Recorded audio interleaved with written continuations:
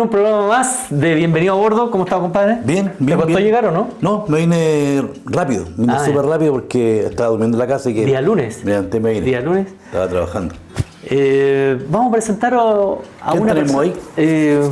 un amigo que yo conocí en la fragata Cóndor y bueno, lo vamos a presentar porque él es una persona que es muy activa en las redes sociales. Sí, tiene una fundación que se llama Ispacul de Quillota. De Quillota. Ispacul de Quillota. Su inicial, con 31 años de marina, me ganó. Ispacul. Sí. Ispacul significa historia, algo de paz y cultura. Ahí lo voy a explicar, Ya. porque ya te equivocaste, ya viste, la Sí, memoria no está me buena. acordé. Ya, vamos a presentar al subicial Hugo, tocayo, Kilodrán. Hugo, por favor, pasa torpedista. Bienvenido, adelante. Gracias. Llegamos con un torpedista. Hola, compadre, Un ¿cómo estáis? torpedista. No habíamos traído torpedista. No, torpedista no últimamente. hayan llegado, así que es un honor tenerte acá. Muchas gracias. Y Ispacul, ¿qué es lo que significa para que? Historia, patrimonio y cultura. Patrimonio. Patrimonio y cultura. nos falta. Historia, patrimonio y cultura. Bueno, Vamos a hacerte honores como corresponde. Tú sabes que si has visto el programa, sabes que le hacemos honores a todos nuestros invitados. Vamos. Atención. Honores.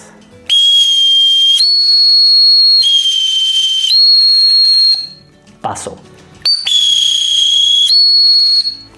Qué bonita tradición. Eso. toco tan lindo. el Tenemos pito, que parezco conservar esto parezco siempre. canario. Sí, nos han felicitado por esta iniciativa de tocar honores. Hugo, Historia, patrimonio y cultura, me gusta. sí, historia, patrimonio y Y cultura. De Quillota, solamente de Quillota. No, o sea, la palabra de está de más, es Ispacul Quillota. Ah, Ispacul Quillota. No es que sea solamente de Quillota. Hace referencia a que funciona en Quillota, pero puede funcionar en todo el país. Ah, ya. Ah, perfecto. Bueno, es un bueno aclaro. Después vamos a hablar de eso, ¿cierto? Lo vamos a tomar en cuenta. Lo vamos a tomar eso ya. Salud Toma. entonces por nuestro invitado. Salud por el invitado, sí. Salud, para comenzar. Comenzando con un programa que se llama Bienvenidos a bordo. Salud. Se quedó corto mi compadre. Qué rico. Bueno, nosotros tenemos una historia, pues si nos conocemos desde hace mucho tiempo y nos volvemos a reencontrar. Y yo te ubiqué en las redes sociales, porque es muy activo en las redes sociales, especialmente en Facebook. Ahí después tú puedes dar tu... ¿cómo se dice? La dirección. De Facebook. Pero queremos conocerte. Hugo Kilodrán, ¿cuánto? Jiménez, Jiménez, oriundo de... Chillán. Ah, de Chillán. Buena zona. Sí. ¿Qué nos puedes contar de eso? De cómo empezó tu carrera o cómo empezó tu Ingreso. pasión, ¿no? El ingreso hacia a la Armada. Bueno, yo siempre digo que soy una persona de esfuerzo.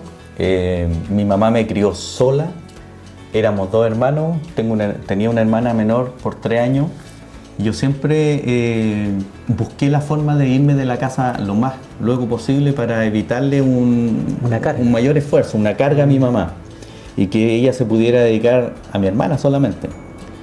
Yo estaba en un liceo industrial en esa época, había trabajado como en 3 lugares distintos, vendiendo plástico, cosas de plástico en la feria, en un taller de freno y embriague, en el embalataje que se hace en esos talleres, también en un taller de pintura, confeccionando los colores que utilizan los maestros que se dedican a hacer ese tipo de reparaciones.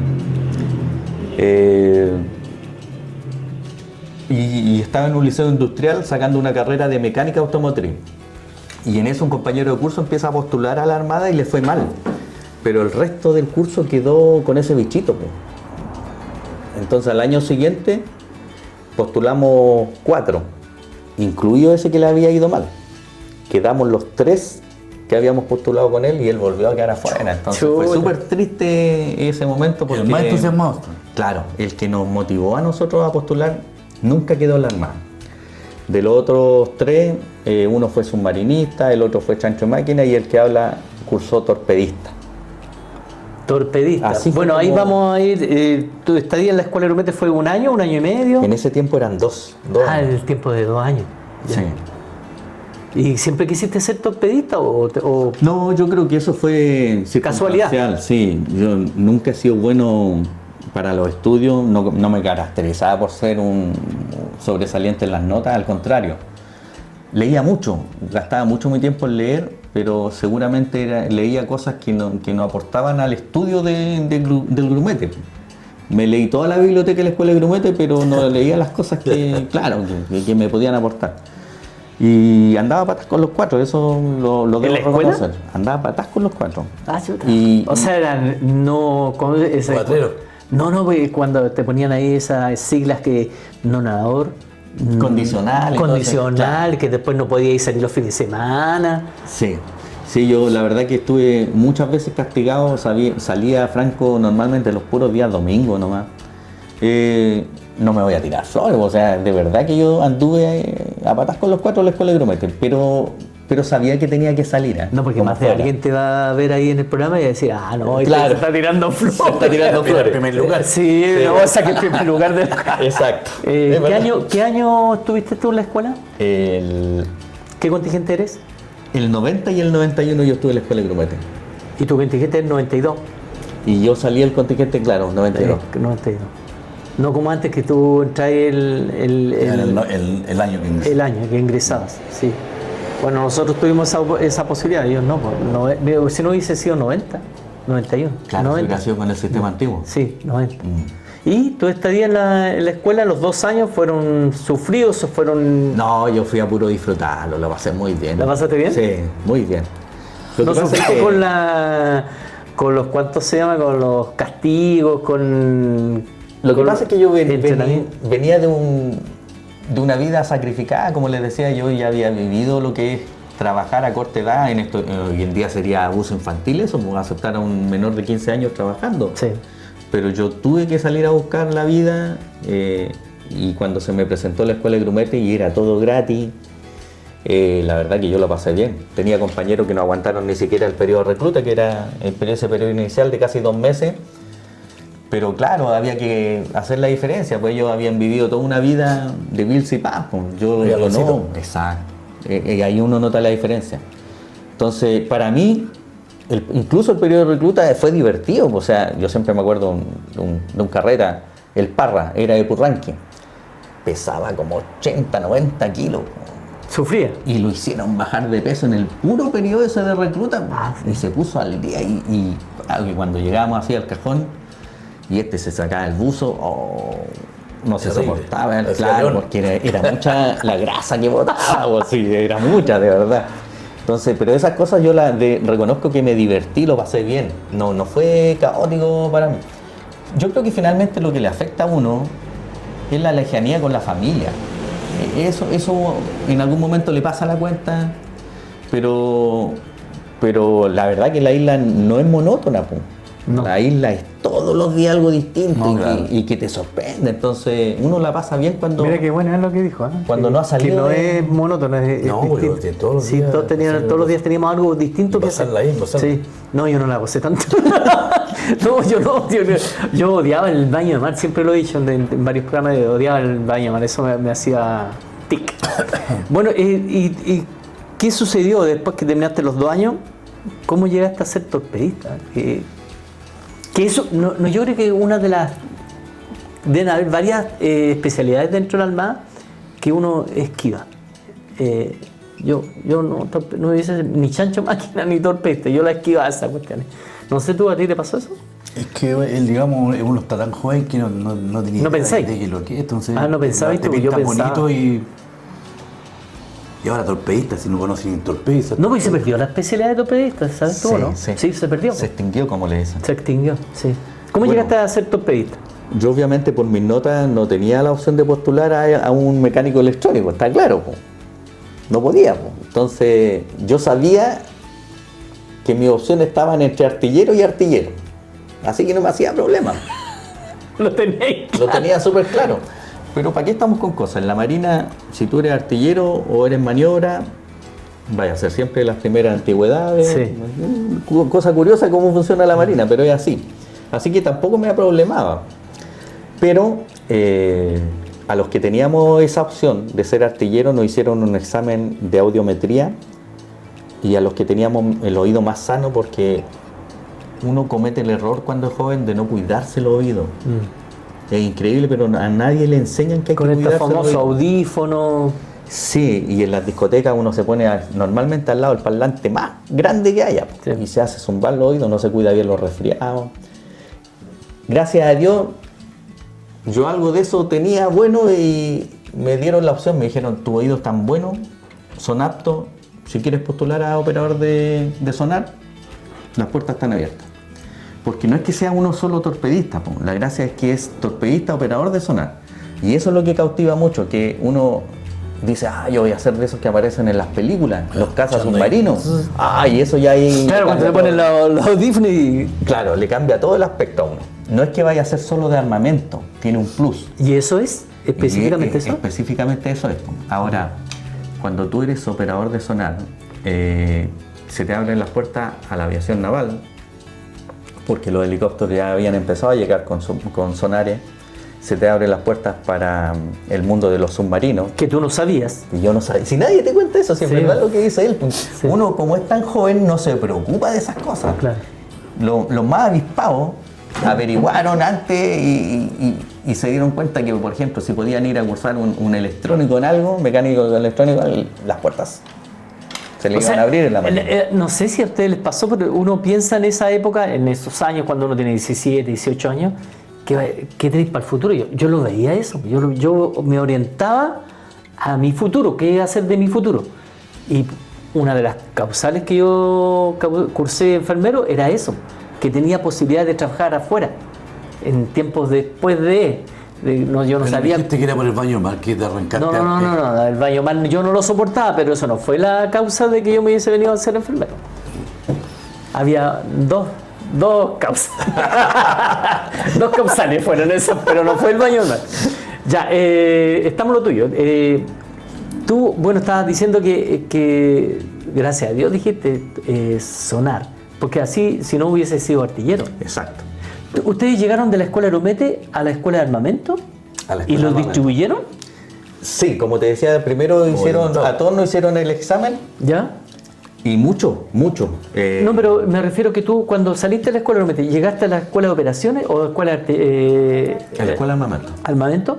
Y ahí como que los forman y le dicen, ya, usted es para allá, usted... ¿Así fue o no? No, o sea, yo ya venía con muy pocas opciones ya para elegir. Ya. O sea, yo sabía que iba a ser artillero, lo más probable. Ya. Si la puerta se abrió, como te digo yo, porque muchos de los que venían orientados, que podían elegir a ser torpedistas, les falló el tema Oído. Eso me abrió las puertas a ser Ya. operador de sonar. O sea, fue una casualidad. Sí. Y suerte, porque creo que es suerte también, ¿no? Pero yo creo que en realidad siempre llegamos a lo mismo, que el destino, yo creo que el destino a uno Está marcado. lo marca y no hay, aunque uno le haga el quite, lo que tiene que ser va a ser. En ¿Tú todo orden de crees en los cosas. destinos? ¿Crees? Sí, bueno, mira, te puedo contar una anécdota. Yo estaba en la escuela de grumete Eso es lo que queremos nosotros, anécdotas. y resulta que por ser de los malitos, andaba haciendo aseo mientras los otros tenían ¿cómo es que se llama? ¿Actividades? Sí, actividades, pero eran ¿Programáticas? seleccionados. Los seleccionados, ya. Entonces está el seleccionado de cañón de desembarco. Puta, que a mí me impresionaba, me gustaba mucho, me gustaba verlo entrenar, me gustaba la mística que tenía el cañón de desembarco. Y de repente el grumete, que era el más livianito, el que tenía que hacer la figura de hombre gancho, mete los dedos en la roldana que va sobre una jarcia metálica y se rebanó los dedos al extremo de casi que se los corta. Le quedaron el hueso vivo ahí en la mano. Obviamente un tremendo zafarrancho para sacarlo de la isla y llevarlo al Hospital Naval de Talcahuano, y el cañón de desembarco quedó ahí, a brazos cruzados. Yo te digo, fácilmente tiene que haber sido cerca de noviembre la fecha, porque se estaban preparando para la actividad de fin de año, que ellos se presentaban en la grabación de segundo año que ya salía al servicio activo. Entonces era un tema complicadísimo, porque significaba que el cañón de desembarco no iba a participar de la ceremonia de grabación, y en mi época era una costumbre, ya se había transformado en una costumbre. Me empiezan a buscar, oye, tiene que ser alguien que no pese mucho, que sea liviano, que sea ágil. Y tú de al fondo decías, Y yo ahí con la escobita ahí, yo quiero. Sí. Y claro, alguien dijo, oye, el kilo está ahí, pues mira, es flaco. Yo pesaba 49 kilos en ese tiempo. Oye, ya, ven a probarte. Lo que más hacía yo en ese tiempo era, por ejemplo, barra. Yo entré a la Marina haciendo 30 barras, po. O sea, levantar 49 kilos de peso, un cabro flaco a esa edad. Era puro hacer barras, ¿no? La cuerda subía y bajaba, subía y bajaba y subía y bajaba, po. Entonces no me costó nada, me subí de una al gancho y partimos practicando y tú eres el hombre y contigo cerramos este año. Hicimos la actividad, éxito total. Y ahí uno dice lo que es el destino, pues el otro grumete practicó todo el año, le sacaron la mugre todo el año. Y en el momento de la ceremonia le tocó a otro. Claro. Y 2 semanas tú estás ahí figurando tú número 1. Y ahí en las mejores fotos del Mercurio de... Ahí del sale el... Es que las salían en el diario. ¿Y dónde lo hacían? ¿En la todo. misma escuela? No, en el... Yo no viví en eso. el Estadio Naval. Ah, yo no vi eso. Bueno, yo Tú estuve... decidiste los 2 meses por el baño mal, pues.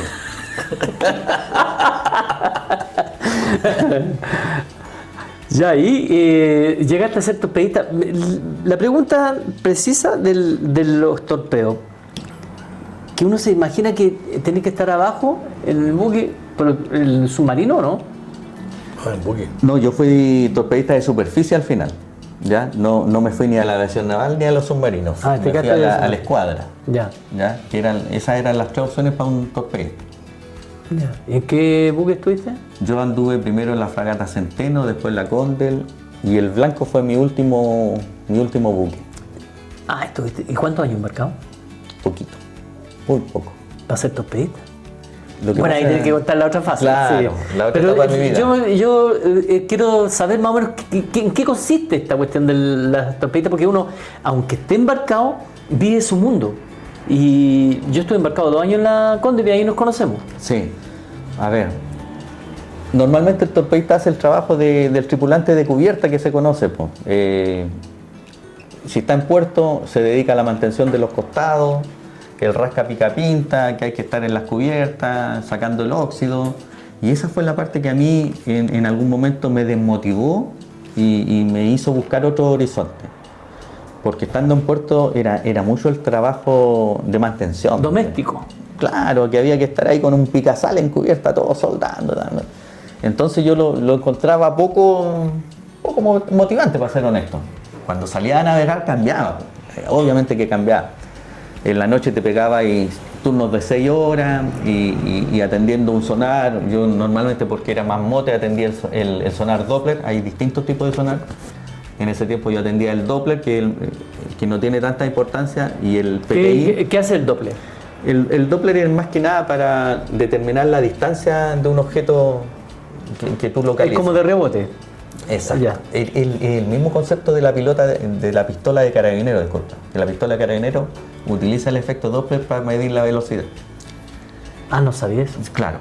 Le lanza un haz de sonido y el tiempo que se demora, ahí él calcula y razona y calcula la velocidad.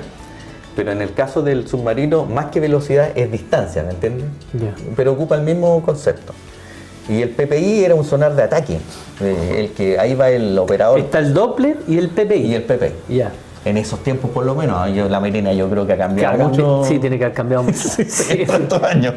Y de hecho ya hay torpedistas porque ya cambiaron. sí, pues sí, cambiaron. Claro, claro, el operador de ataque ponía obviamente al más calificado, normalmente era el más antiguo, cabo primero, y ese gallo la llevaba, ese gallo tenía un oído entrenado, ya no era una cosa solo de pantalla visual, sino que tenía un oído ya que muchos años de práctica. De película. De película. De película. De película. Entonces ese gallo puede identificar un buque, digamos, un buque mercante, un buque de guerra, lo puede identificar. Lo que pasa es que el sonar está pensado en objetos bajo el agua, Ya, no en objetos en superficie. superficie. Ya. Claro, ese es el concepto. ya. Y muchas veces, por ejemplo, tú tienes una ballena en el fondo del mar y te da eco, po. Te da eco y tú crees que puede ser un objeto no identificado, ¿me entiendes? Uno parte, no dice submarino, parte diciendo tengo un objeto no identificado. Y muchas veces los sonaristas que no tienen tanta experiencia lo confunden con un submarino. Pues tiene movimiento, tiene efecto Doppler, o sea, es fácil equivocarse. Y ahí está la experiencia del verdadero sonarista. El que ya lleva años. Años, exacto. Sí, para todo yo creo que pasa, es una experiencia, cada uno tiene su experiencia, porque tú cuando recién empezaste tampoco, no eres de esto.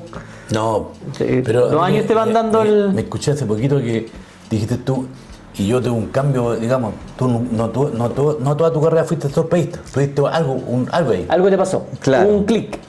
Cuando llegó el sistema salino a la Marina, necesitaban informático y le dieron a la oportunidad a las especialidades básicas como la mía a hacer un cambio, un giro en su carrera y dedicarse a lo que en ese tiempo se conoció como operador de red.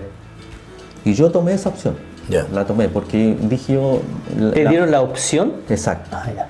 Yo dije, la Marina con esto me va a dar una oportunidad de ir a otros lados, pues no voy a estar solamente en los buques. Como torpedista voy a estar amarrado toda mi vida a un buque de superficie y a lo mejor con esta actitud calificada tengo otras opciones. Y efectivamente así fue.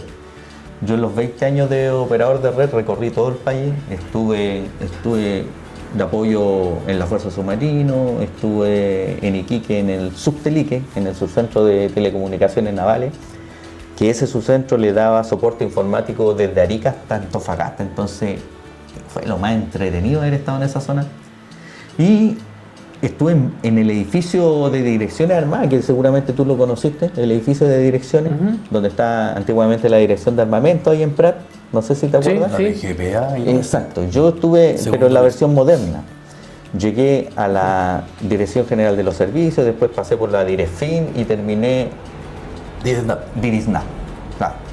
Entonces yo creo que ese edificio prácticamente me lo recorrí completo.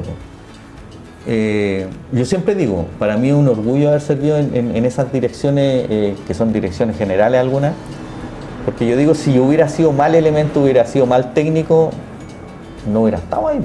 Esa es la conclusión que yo saco. Modestamente, así, no se trata de Ya no era del cuartito. Claro, uno tiene que reconocer tenía su las cosas experiencia. malas y las cosas buenas. Pero ¿sientes tú que fue una buena opción haberte cambiado? Sí. ¿Sí? Sí. A ver, yo en algún momento yo había intentado estudiar afuera, me había inscrito en el Instituto Diego Portales, había estado haciendo un semestre de programación. Entonces, sin quererlo, la Marina me dio una opción a algo que yo había demostrado interés. Imagínate, cuando era civil había estudiado mecánica automotriz, después me paso informático y uno dice, este gallo es medio chalado, porque son muy nada que ver una cosa con la otra. Exacto, nada que ver. Pero finalmente yo creo que yo tengo el alma de técnico, eso es lo que pasa. Yo siento que se me dan bien las cosas técnicas. Y no me preocupa ser ingeniero. Yo imagínate que, a ver, soy patrón de nave menor, soy manipulador de explosivos. Ah, verdad, los torpedistas se dedican a eso. Claro, pero yo además saqué la licencia afuera, me preocupé de sacar la licencia, igual que de patrón de nave menor. Yo en la Fuerza Submarino hacía guardia en el fueguino, el famoso fueguino, que es un ramo de alcabor chiquitito, pero yo, además de eso, quedé con la bala cruzada, con la bala pasada. Entonces me fui afuera, hice un curso de patrón de nave menor y saqué la licencia, por decirlo tal. Claro. Si tú quieres manejar una embarcación de ese estilo, tienes que tener la licencia. Yo me preocupé de sacarla. Entonces, y eso me da dice que es una licencia profesional, te entregan un cartón. Por eso yo digo que a mí... ¿Y esa licencia es por siempre? No, ¿Siempre? hay que estarla renovando. Ah, ya. Sí. Yo digo que se me dan bien las cosas técnicas. No me preocupa ser ingeniero, ¿me entiendes? No veo por qué. Sí, pues dentro de la Armada hay muchas carreras que son... Bueno, la mayoría de las carreras nuestras son técnicas. Y cuando saliste, te cambiaste no de rubro, sino que pasaste a lo que es mantención de red. Seguiste siendo torpedista, pero con menciones de mantención de red. No, ahí la Marina me cambió de escalafón. Yo cuando era torpedista pertenecía al escalafón de armamento. Y cuando adquirí la actitud calificada de operador de red, la Marina me cambió al escalafón de operación. Mire. ¿Y eso cambió el parche? No. No, o sea, pero- tú sigues teniendo el parche de torpeza. Exacto. Era solamente una mención. Sí, hay que entender de que en ese aspecto yo perdí. O a ver, como dicen algunos, dejé de ganar. Claro. Claro, dejé de ganar. Pero finalmente volvemos al tema del destino, po. Yo creo a pie firme de que lo que está reservado para uno se tiene que dar. De alguna manera se va a dar. Y estaba destinado a que yo me dedicara al área informática y que me abriera esas puertas. Yo, por ejemplo, mis mejores años de marina lo pasé con los torpedistas, en una época, perdón, los submarinistas. En una época que el submarinista estaba un poco desprestigiado, porque yo cuando era grumete y pasaba por afuera de la base submarino, te agarraban, te mandaban a buscar, te amenazaban con pasarte al libro castigo. Eran re complicados los submarinistas, tenían un prestigio, pero Sí, malísimo en la zona. Eran Pero- como pink. Sí, sí. Digámoslo así. Pero ¿saben que mis mejores años de marina, después, cuando yo los conocí, fueron en las fuerzas submarinas? Es bien curioso, ¿no? Yo, por ejemplo, nunca más volví a hacer tanta bicicleta. Nunca pertenecía a un club de pesca. Tenían club de pesca, po. Cool, o sea, yo creo que lo que ellos aparentaban hacia afuera era para proteger lo que tenían en esa burbuja. Era muy bueno. Yo nunca vi más en la marina, por ejemplo, que a mí me facilitaran el furgón de la repartición para lo que yo lo necesitara. Para cosas domésticas, ¿me entiendes? Si veían que yo tenía una necesidad, ocupo el furgón, para eso está. Así son los submarinistas. Apoyo a su gente. Sí, porque claro, cuando sale a navegar el submarinista, ellos se tienen que encargar de que la familia Claro. esté, Sí, esté bien. eso sí, yo reconozco que ellos tienen esa virtud de proteger mucho su núcleo y la familia que tienen, el que compone la familia civil. Sí, yo eso lo viví allá. Bueno, y a mí que me gustan las tradiciones, yo me casé con una piocha plateada, po, porque en ese tiempo ellos tenían la costumbre de que los que estaban de apoyo, obviamente no podían lucir la piocha dorada, porque eso significa que tú eres especialista en submarinos. Pero los que están de apoyo... La piocha dorada, explica Claro. por qué lo que es, porque mucha gente civil nos ve, así que explica de qué se trata. Es un submarino. Claro. Todas las subespecialidades de la marina, los aviadores navales, los submarinistas, los buzos tácticos, todos los que tengan una subespecialidad, normalmente les crean una piocha, y la piocha de por sí es dorada. Ese es el color original. Y yo es la única vez y en el único lugar en la Fuerza Submarino que vi que los que estaban de apoyo y no eran especialistas les daban permiso y ellos le entregaban la piocha plateada. Era muy curioso. Y yo cuando recién llegué era muy joven y llegué ¿Pero cuántos años estuviste ahí tú? 3 años. Ah, igual no es tanto. Sí. Yo estuve en una época en que el departamento de logística de la comandancia en jefe de la Fuerza Submarino estaba compuesto con yo le decía los faraones, porque eran puros suboficiales que eran de otra época, otra historia. De hecho, todavía había un suboficial que era artillero submarinista, o sea, cuando los submarinos tenían cañón. O sea, eso ya ustedes no lo vieron entrando en servicio activo. Yo menos. Pero él sí, po. Él operó un cañón de submarino. De hecho, están de reliquia aquí en el Museo Marítimo Nacional. Ahí en la entrada están los cañones húmedos que le llaman. Bueno, entonces para mí los viejos eran faraones. Uno de ellos había participado en la película Virus, pues calcula cuando llegaron un submarino a filmar en la Antártida. Ese estilo, pues. Entonces los viejos eran muy divertidos, pero tenían un humor especial. Un humor especial. Imagínate, yo hacía el aseo violita. ¿A quién más iba a hacer el aseo ahí? ¿A quién le iba a tocar? ¿A quién le toca? A mí nomás, pues entonces yo hacía el aseo violeta.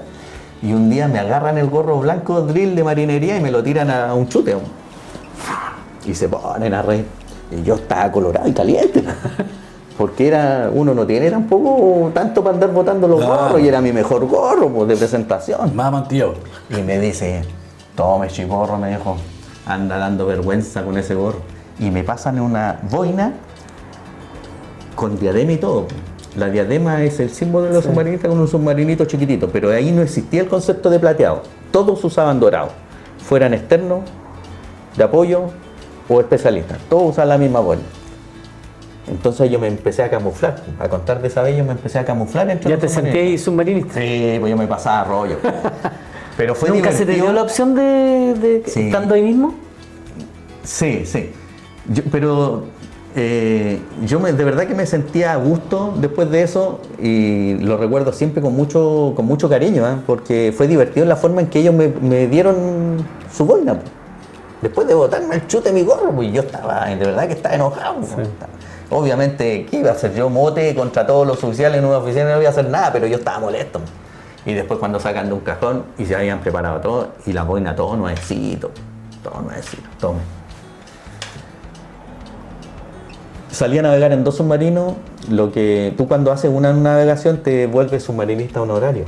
Los submarinistas tienen esa costumbre. Tú sales a navegar aunque sea por 1 hora y te conviertes en submarinista honorario y te entregan tu carnet.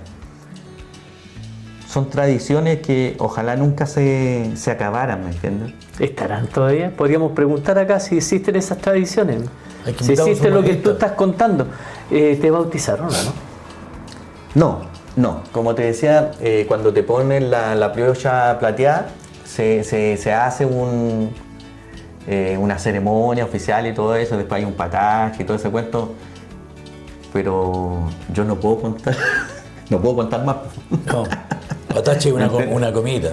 Claro, sí. Lo que pasa es, a ver, para que usted entienda que yo no quiero hablar de esto. Como un bañín nomás, te hicieron el bautismo, ¿no?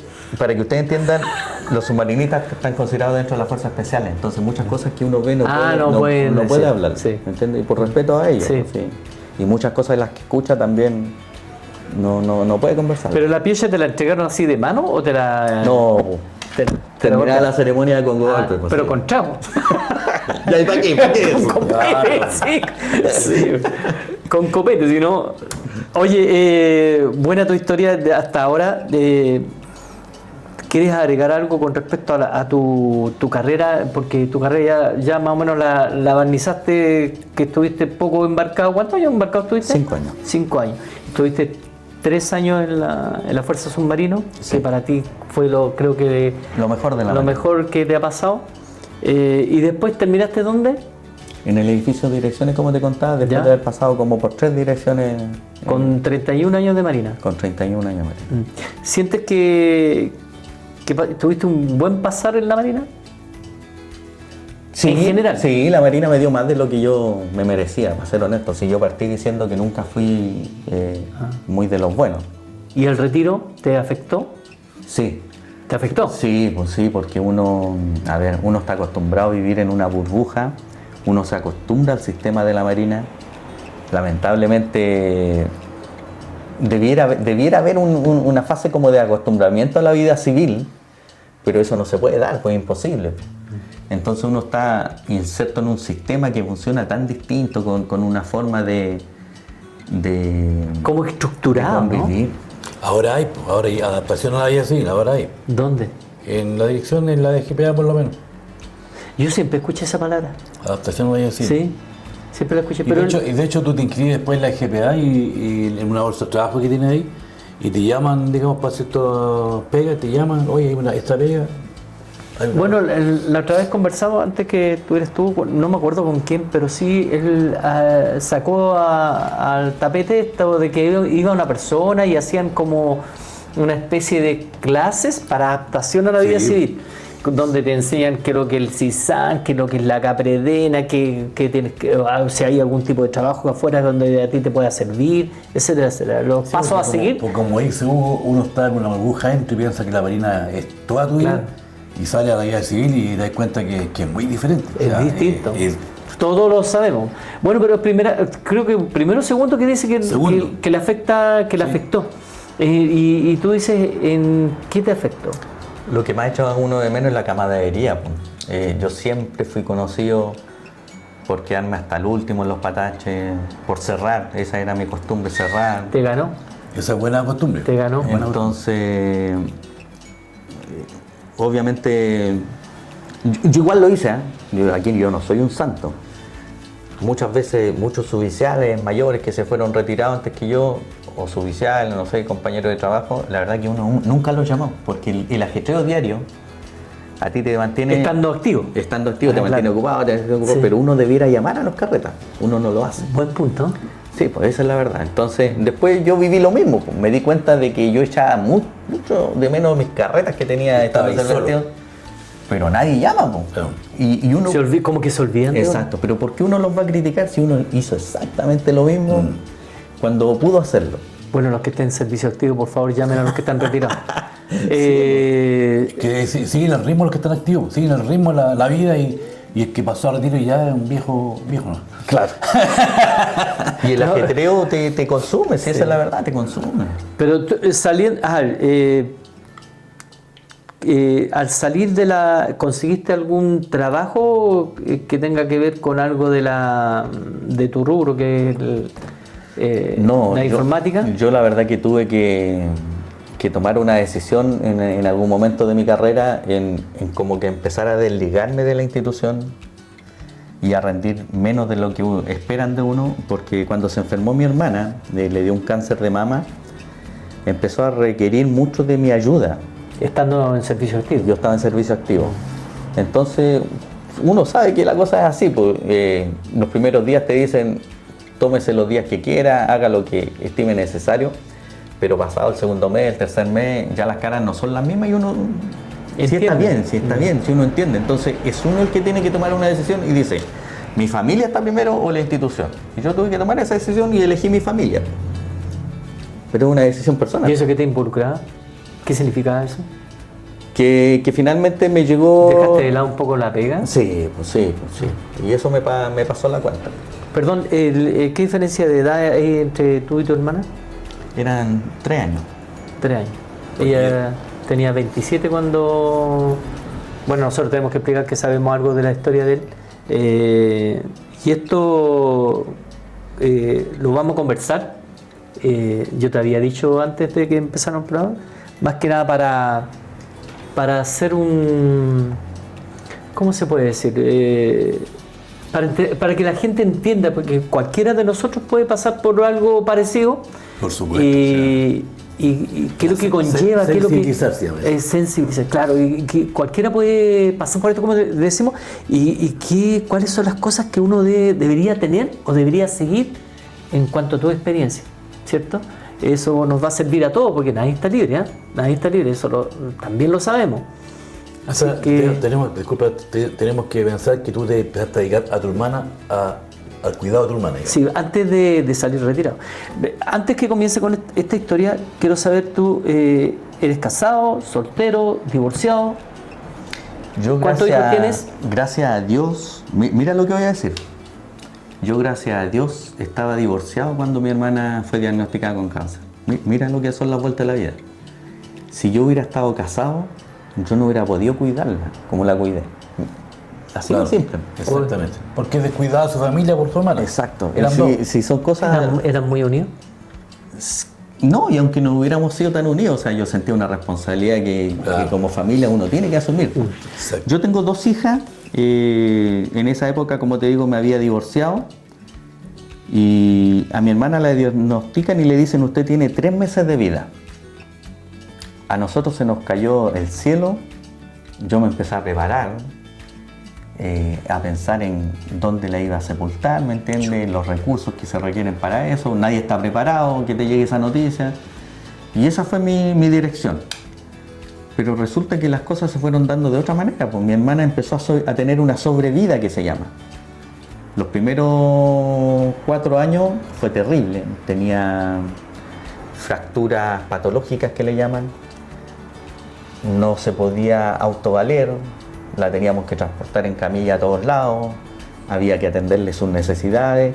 Yo no sé si la gente entiende en su casa, los que están viendo, que cuando tú te vuelves cuidador, dejas de vivir para ti, pues. Vives para otra persona. Entonces tienes que estar atento a las necesidades de otra persona. Nadie te prepara para eso. Yo, si bien es cierto, yo digo, como marino nosotros somos hijos del rigor. A nosotros nos enseñaron porque nos preparan para la guerra. Entonces durante toda tu vida te dicen que la palabra imposible no existe y eso te inculcan. Pero la moral, las buenas costumbres, darte una palabra y empeñar, eso yo lo traía a mi casa, me lo enseñó mi mamá. ¿Ya? Pero todo eso se conjuga y te convierte en una persona que tú eres una persona que tomas decisiones, en el fondo. A eso quería llegar.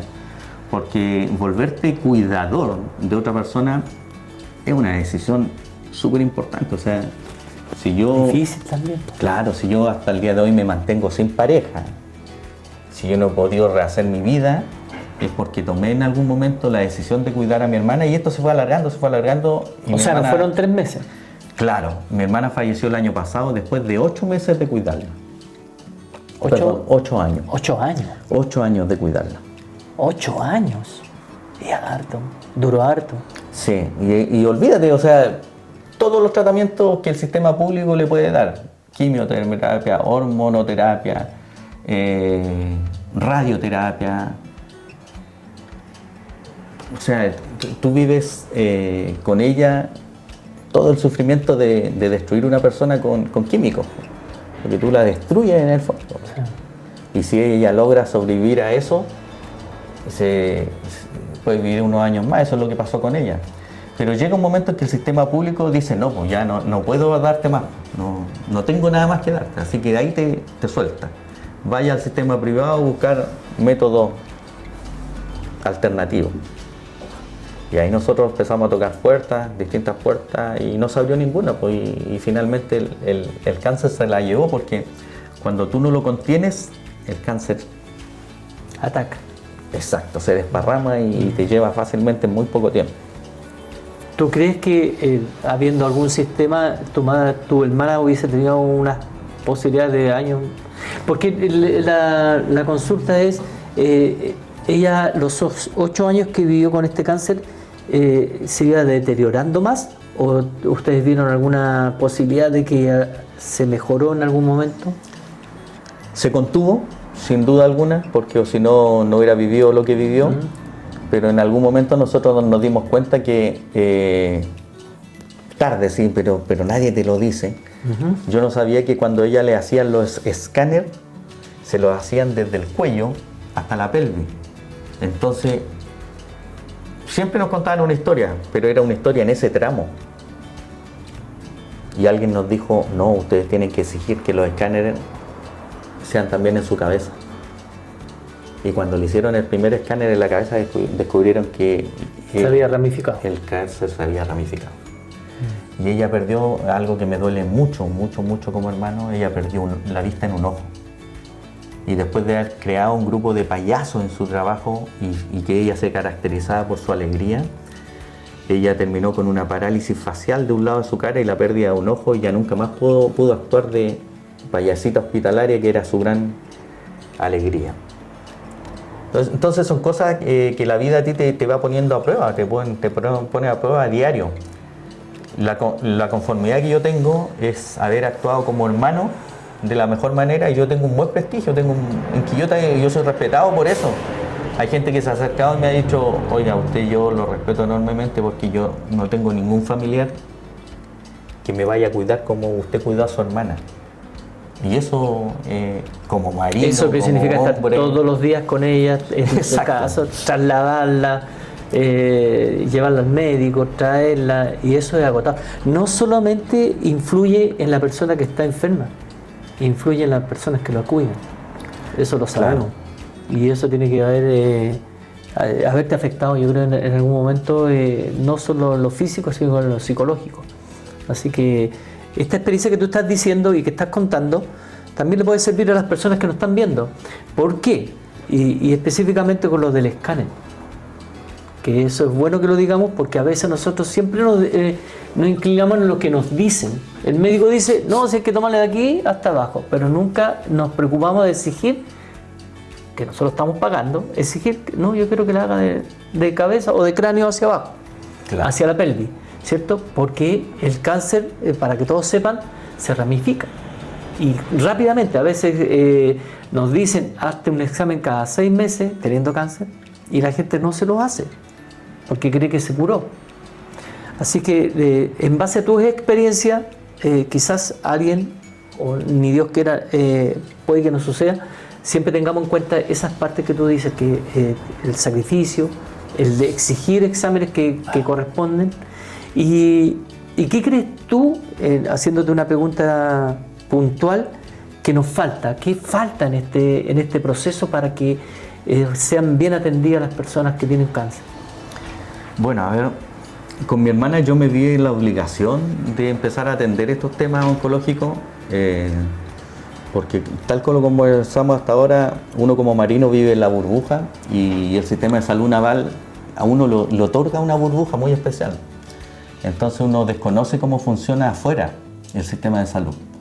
Y con mi hermana yo vi lo peor, vi un diagnóstico muy distanciado de una aplicación de un tratamiento, siendo que cuando a ti te diagnostican por ley, el tramo ese debería ser muy corto, un tiempo mínimo, donde ya tú te veas sometido a un tratamiento específico. Pasó mucho tiempo. Pasó mucho tiempo. Yo tuve que ayudarle a confeccionar una carta de reclamo. En fin, a lo que quiero llegar es que uno deberá involucrarse más con estos temas, aprender la parte legal, cosa de empezar a exigir sus derechos, porque, a ver, la familia es amplia y está pronosticado que en los próximos 30 años el cáncer va a ser la causa de mayor muerte aquí en Chile. Entonces, si no nos empezamos a preocupar desde ya, cómo nos vamos a atender, dónde nos vamos a atender, los seguros que tú mencionas, nos va a pillar un momento desprevenido esto, como me pilló a mí en su momento, y por ejemplo, hacer valer los derechos, las garantías GES, aprender cómo funciona el sistema legal en estas patologías, que ahora el cáncer tiene un abanico impresionante de tipos de cáncer, y es bueno que sea así. En los cánceres de mama, que es el que tuvo mi hermana, ahora hay como 9 tipos de cáncer de mama. Entonces, si uno no aprende qué es los derechos que tiene, finalmente pierde tiempo, y el tiempo en el cáncer es valioso. Sí. Es vida o muerte. Sí, es como dices tú. A lo mejor los pasos a seguir, ¿tú tienes más o menos contemplado cuáles son los pasos desde el minuto 1 cuando te informaron que los errores que uno comete? Quizás comentar eso, hay errores, porque, bueno, yo te voy a dar un punto más fuerte, porque a mí me impresionó tu historia, es que no solo tu hermana le diagnosticaron cáncer, sino que tu hija. Lamentablemente,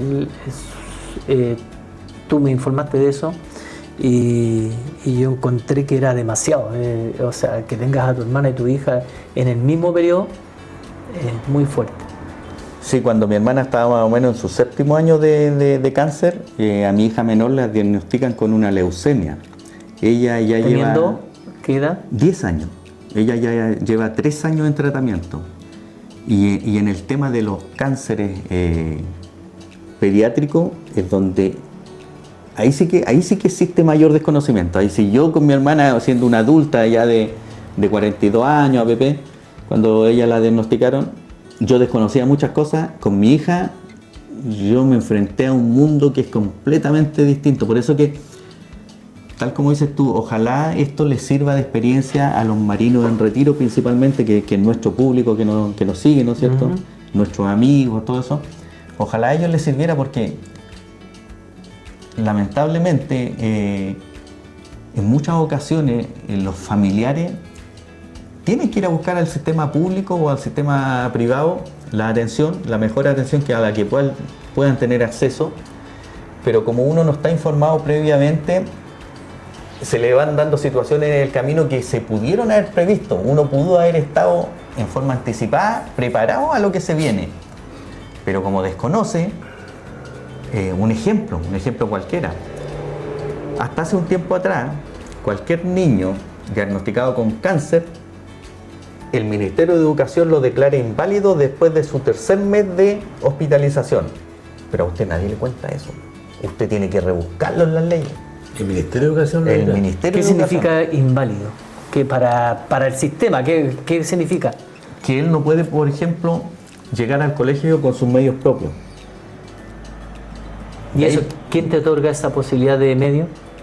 No. ¿El Ministerio? No, ¿El Estado? Lo que pasa es que el Ministerio de Educación está enfocado en ese caso a los niños que están hospitalizados. Por eso te decía yo que parte de la base que después de su 3er mes de hospitalización por una patología oncológica, lo declara inválido. Entonces el Estado se obliga a llevarle la educación al hospital o donde esté hospitalizados. Y ahí nace el concepto de escuelita hospitalaria. ¿Te fijas? Pero eso deberíamos conocerlo todo. A todos nos debieran enseñar eso en el colegio. Los profesores son los primeros que debieran enterarse de que existe eso. ¿Por qué?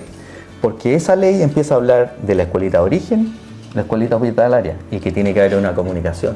Y que el profesor, jefe de la escuelita hospitalaria, tiene que contactarse y tiene que mantener una comunicación fluida con el profesor jefe de la escuelita hospitalaria. Eso yo nunca lo logré. No lo pude lograr, porque en la práctica los colegios se pelean las subvenciones. Es más importante para ellos la subvención escolar que el alumno que está en una condición que muchas veces está luchando día a día por su vida. Exacto. ¿Entiendes? Tú, en base a eso, es por conocimiento solamente, pero gracias a que tú me informaste, existen 2 o 3 escuelitas en Chile. No, existen existe. muchas más. Yo creo que en este momento más de 40, menos de 50. ¿Pero que estén activas? Sí. Lo que pasa es que finalmente vamos a tocar el tema de las fundaciones. Las fundaciones en Chile le han solucionado un deber que el Estado no ha cumplido. Cuando yo tengo un hijo, como mi situación, y veo que el Estado no me da la educación, bueno, no tiene una escuelita hospitalaria, ¿qué hace el Papa? Termina creando una fundación, po. Y pide platas por aquí, por allá, que le donen, y él lleva una escuelita Al lugar donde está su hijo. Sí, en muchos hospitales públicos. Y en el sistema privado es más fácil, ¿me entiendes? Porque hay más recursos. O sea, ¿tú crees que a la clínica Dávila le va a costar mucho invertir en una escuela hospitalaria? No, pues no le cuesta nada, tiene cualquier plata. Si la realidad yo la veo aquí, por ejemplo, el Hospital Provincial de Quillota tiene una escuelita hospitalaria y yo todavía no la veo funcionar. Todavía no la veo funcionar. Yo participo en el Consejo Consultivo de Usuarios del Hospital Provincial. A mí me gustaría animarlo que ustedes donde vivan se involucren en estos temas, po. La municipalidad tiene un consejo consultivo de la salud. Puta, si usted es jubilado, no tiene nada que hacer y está aburrido de ir a alimentar a las palomas en la plaza, haga algo más útil, po. Involúcrese en estos temas, vaya y participe del consejo consultivo. Yo en el hospital, hace varios años, participo, es una vez al mes, me doy mi tiempo, voy para allá, pero yo estoy al tanto de lo que está pasando en temas de salud. Y levanto mi dedito y les digo, ¿saben qué? Las ambulancias SAMU nos llevan pacientes oncológicos. Cuando yo tengo una urgencia, yo llamo y me parten preguntando, ya, pero ¿tiene alguna patología? Y llegamos al tema cáncer y de ahí te largan, te hacen que perdáis tiempo, búsqueme el listado de remedios, búsqueme cuándo fue la primera vez que recibí un diagnóstico, te tramitan y no te envían nunca a la ambulancia. Lo viví y yo tengo esa experiencia. A mí, yo no estoy mintiendo en esto. Entonces, estas experiencias de vida me hacen a mí participar en estas cosas, me hacen una fundación que tenía yo del 2011 que se dedicaba a temas históricos, la convierto en una fundación donde yo comparto estos conocimientos. Ahí es donde está ISPACUL. ISPACUL. Que ahora también está involucrado con el tema del cáncer. Con el tema del cáncer, exacto. Eso tú lo hiciste a raíz de lo que pasó tu hermana, tú decidiste hacer eso. Claro, involucré una fundación que tenía que ver solo con temas culturales, la involucré con el tema oncológico. Yeah. Y desde entonces yo publico en redes sociales o si hay algún medio que me permite publicar algo, normalmente en Los Vilos, que hay un diario electrónico que se llama David Noticias, normalmente publico ahí porque el tipo no me pone ningún problema, yo mando un correo y se publica inmediatamente. Pero cuesta porque los medios no están muchas veces dispuestos a ir contra el sistema. Yo el año pasado, mi hermana estaba agonizando y decidí tomar la vocería por la marcha del cáncer en la provincia de Quillota. No fue fácil y tuve que invertir mucho tiempo y ir a pelear en los medios, pero lo logré, una asistencia de más de 150 personas, ustedes pueden ver los videos en Facebook si los buscan. Y me di el gustito de marchar. ¿Exigiendo qué? Un montón de cosas. Yo, por ejemplo, soy muy crítico. El hospital tiene un sistema que se llama cuidados paliativos, y donde prestan atención a todas las personas estas que ya están con enfermedades terminales, ¿ya? Pero cuidados paliativos, por ejemplo, debería incluir a una persona que ya no se puede levantar, algo mínimo como la persona que le cuida los pies, ¿cómo es que se llama la especie? Podología. El podólogo.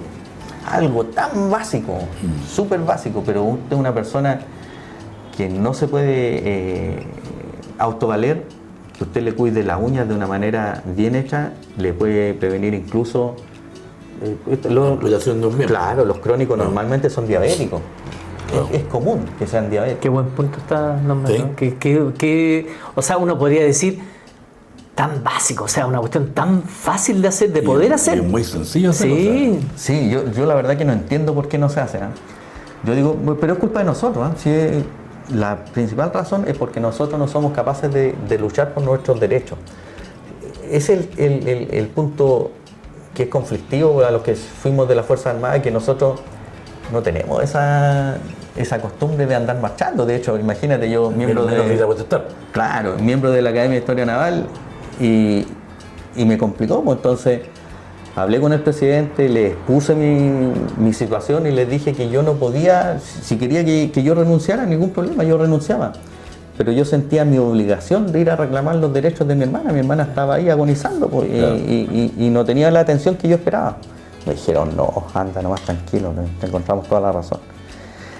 ¿Qué otro punto? Mira, ¿Qué crees tú que a lo mejor sería, como dices tú, si hay un marino que está ahí que no tiene nada que hacer, podría ir al... No, y ojo, hay marinos que están viviendo situaciones similares que sí, vivo. puede ser, sí, puede ser. Eso hay al respecto, y hay marinos que están viendo, o con su señora, o con algún familiar directo, lo están viendo. Claro. Y como dice él, no saben a qué hacer porque no estamos metidos en el sistema. Es que yo creo que lo que a él le pasó, lo que le puede estar pasando a otra persona, es como que se te viene el mundo encima, que se te un peso encima de tu espalda y no sabéis qué hacer, pues al final uno no tiene idea qué hacer. Síguenos contando, porque a mí me quedó dando vuelta lo de la ambulancia, porque me gustaría haberte preguntado por qué la ambulancia no hace ese traslado. ¿Cuál es el motivo, la razón? ¿Supiste tú, no? Mira, yo puse un reclamo, después siempre llega lo mismo. Hay excusas para todo, pero en la práctica tú ves las redes sociales. Yo esa vez lo publiqué con mucho resentimiento. Un montón de personas se contactó conmigo, es una práctica habitual. Los pacientes oncológicos no son trasladados por las ambulancias SAMU. Esa es la realidad de nuestro país. No hay un motivo. Es que no tienen por qué darte motivo. ¿Cómo te dan el motivo? Sería ilegal si te dan un motivo.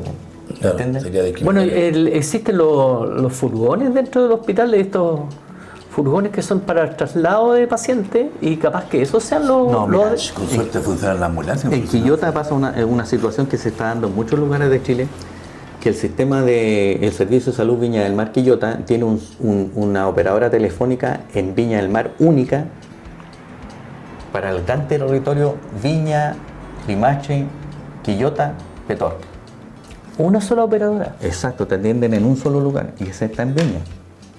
Entonces, antes cuando el SAMU era atendido por un operador de Quillota, yo incluso llegaba a conocer a los choferes, pues, es tanto lo que conocía el nombre de los choferes. Y tú llamabas y decías, don Hugo, sí, ¿qué le pasó a la Carmencita? Así es, mi hermana era funcionaria del hospital. O sea, conocía igual. ¿Me entiendes? Secretaria de dirección. Chuta. El trato era otro, pero cuando esto se unificó y se pasó a Viña, tú eres un completo desconocido. Y lo que es peor, cuando tú mencionas la palabra una paciente oncológica, queda a la deriva. A la deriva. Bueno, yo con mi hermana llegué a estar 5 horas en el hospital y no la atendía, me la llevaba para la casa mejor porque en la noche es muy helado y era ganarme un resfrío. O que tu hermana se ganara un resfrío. No es ella, porque una neumonía, mejor me la llevaba. Sí. Entonces yo soy un conocedor de eso, yo no hablo cosas por hablar, yo siempre digo que, a ver... O sea, lo vivió en carne propia. Sí, cuando yo les digo, por ejemplo, que yo no acepto, mira... Yo siempre digo, yo no soy de los borregos, no soy oveja. A mí, si algo que yo quería salir de la Armada en algún momento era para poder tener opinión. Mientras yo estaba en servicio activo, uno no puede tener opinión. Por respeto a la Marina, se tiene que guardar sus comentarios. Pero cuando yo salí, le agarré el gustito a eso. Pues yo opino lo que siento, por lo que creo. Por ejemplo, a mí me molesta que existan hospitales biprovinciales. ¿Por qué? Pues es una locura. ¿Por qué aceptamos eso? Nos merecemos un hospital regional, po, o provincial. Claro. ¿Pero por qué biprovincial? ¿El presidente está poniendo su plata? No. No, pues si la plata de todos los chilenos, entonces nos merecemos un hospital provincia. Todas las familias tenemos un familiar con cáncer, todas. ¿Y sabes cuál es la primera necesidad? Llega un momento en que te dice el tratamiento te va a hacer caer el pelo. ¿Y sabes cuál es el corte ideal para una persona? Por muchos motivos. Es el corte con navaja. Busca un peluquero que corte con navaja. Los navales, creo que hay 2 aquí en Valparaíso. Los únicos que hacen corte con navaja. Entonces algo tan sencillo como que el hospital te diera ese servicio de una... Mira lo que voy a decir. Que hubiera una TENS, una enfermera, porque ya tengo un profesionalismo detrás, ¿me entiendes? Una persona que sabe lo que va a hacer. La capacitaran para que cortara el pelo. Oye, si todos los días diagnostican, no sé, en Chile serán 100 personas con cáncer, me quedo corto. Sí, Y todas esas personas necesitan al mes, cuando ingresan a la enfermera, a 2 meses, necesitan cortarse el pelo al cero, pero con navaja. ¿Por qué? Esa es la pregunta. Porque si tú lo haces de otra manera, te empieza a picar y es una cuestión que te desespera. Y no se corta el pelo solo en las familias. Yo perdí la cuenta cuántas veces me corté el pelo. Por hacer causa común con mi hermana. Al rápido. Al rápido, y después con mi hija. Y para mí tiene un simbolismo, ¿cachai? Pero nadie lo hace. Entonces tú tienes que estar en la casa con una gilet corriendo el riesgo de cortarte, con una máquina de afeitar en una manera que es indigna. Yo no sé qué es indigno. Tú dices que no sirve esta máquina que No, uno pero te corta el Lo que pasa es que es súper peligroso que tú lo hagas con un... ¿Por? Porque la persona es un inmunodeprimido. Po. No, puede te hacer pregunto ningún porque corte. para que expliquemos todo. Claro, no te puede hacer ningún corte. O sea, una persona en ese estado, y olvídate lo que significa tener una herida en la cabeza. Sí. ¿Te fijas? Pero pareciera que nadie lo ve. Yo digo, ¿cómo voy a ser el único que se fija en estos detalles? Yo recorrí muchas veces todo el centro de Quillota a alguien que me hiciera un corte con navaja y no lo encontré. Yo con mi hermana, yo tenía que hacerle, por el cuidado que requería, yo tenía que cortarle el pelo. Yo tuve la suerte que a mi hija en la clínica Dávila, la enfermera, le dijeron, no se preocupe mamita, nosotros vamos a hacer eso.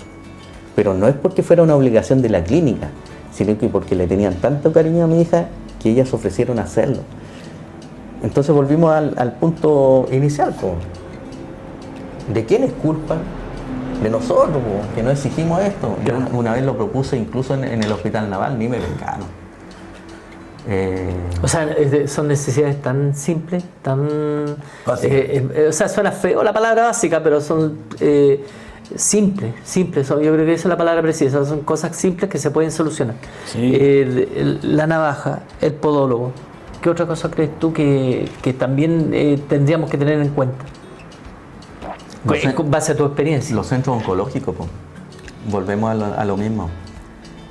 Cuando yo atendía a mi hermana, se atendía en el Van Buren, se llama Instituto del Cáncer, pero ese Instituto del Cáncer atiende personas desde San Antonio hasta La Serena. Y eso, eso en el tema amplio del cáncer, pero por ejemplo en el tema de equipamiento de imagenología que tienen ahí, los escáneres, es más amplio el sector. Vienen incluso de la segunda región. Y ese centro hace mucho tiempo que quedó vetusto. Yo tengo fotos de los baños y de verdad que indignan. Y a mí me daba una vergüenza tremenda, un malestar enorme. Indignación, más que nada. Claro, cuando iba y tú tienes que hacer uso de esos baños. Es que si estuvieran, ya están limpios, sí, reconozco, le hacen aseo.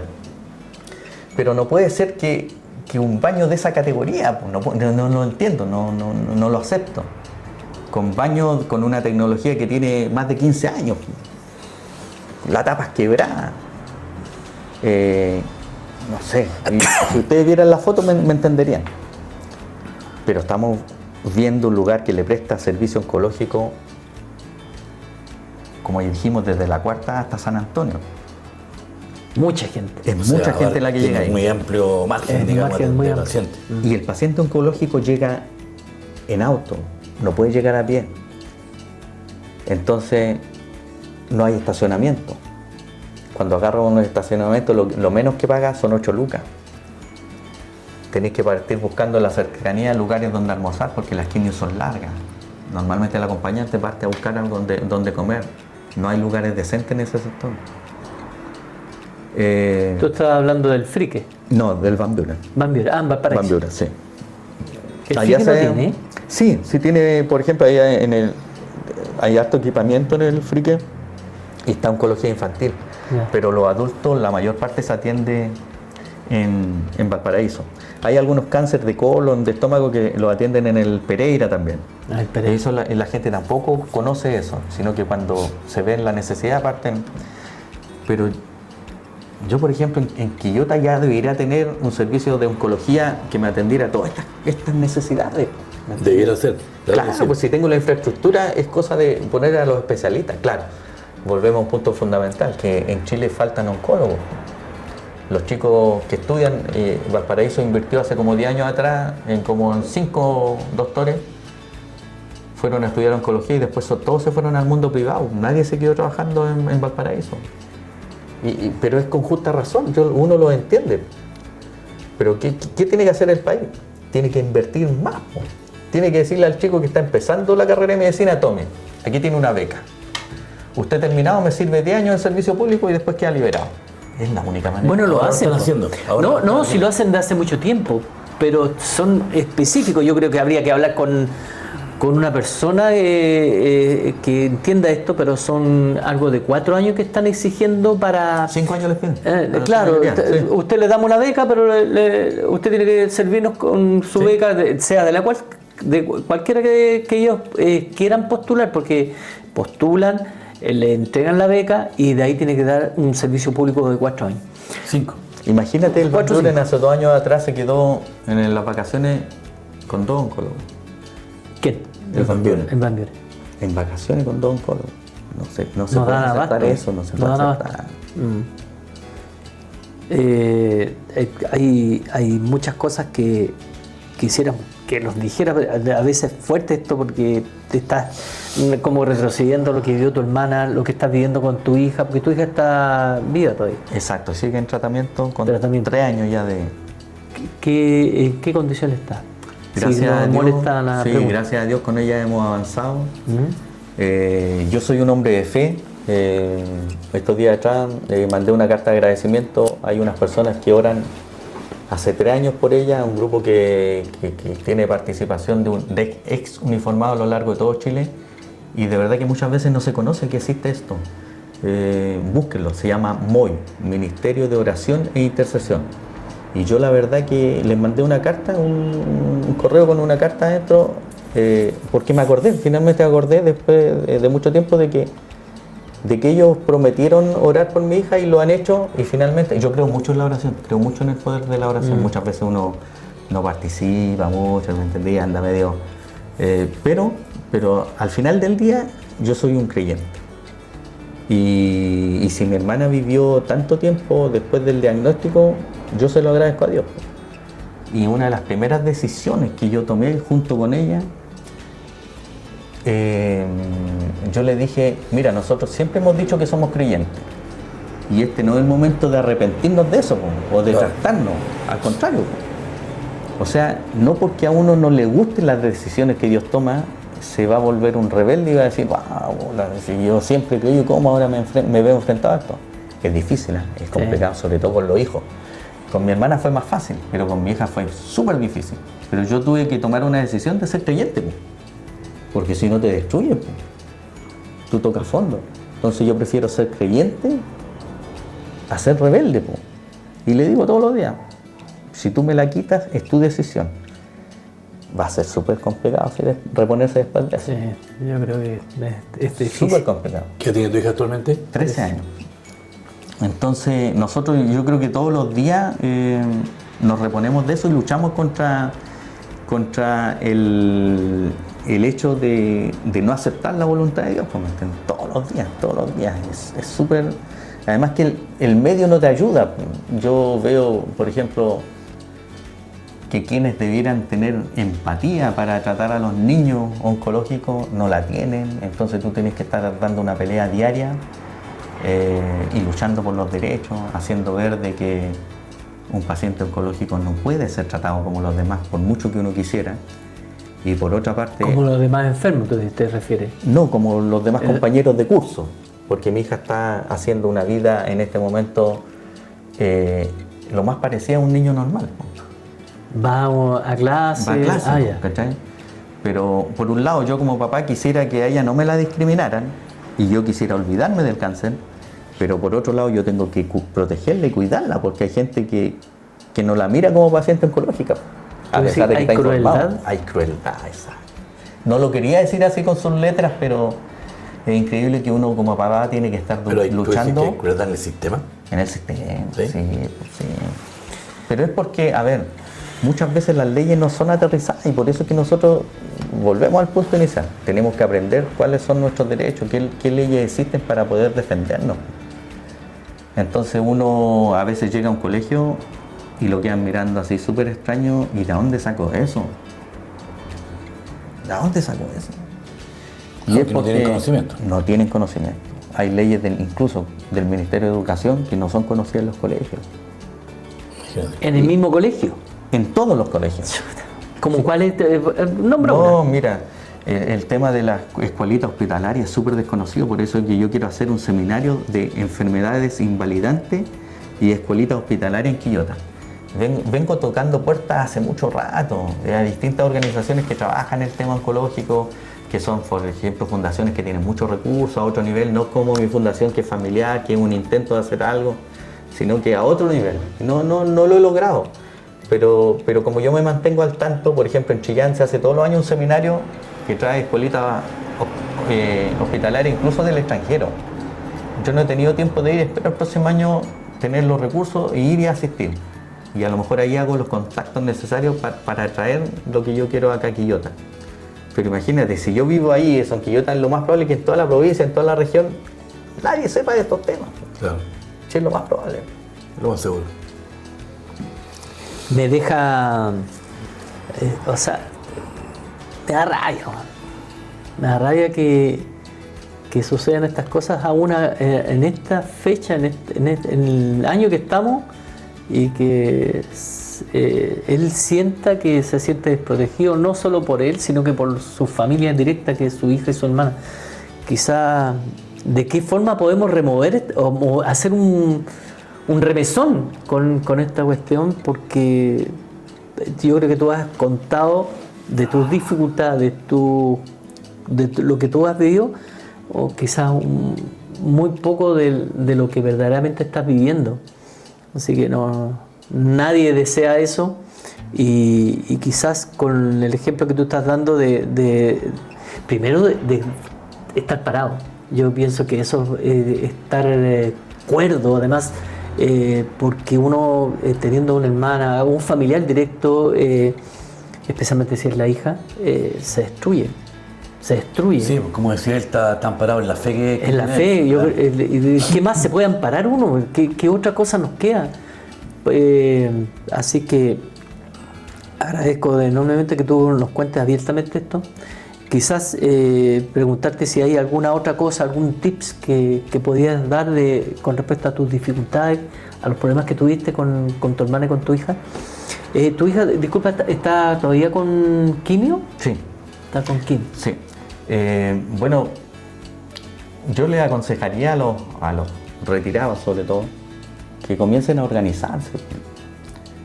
Tenemos casos emblemáticos, como una chica que está en este momento viviendo una leucemia desahuciada. El día sábado la desahuciaron. Nosotros habíamos iniciado una campaña para reunir recursos y ir en apoyo de ella, y resulta que nos pillamos con esto, que la desahucian.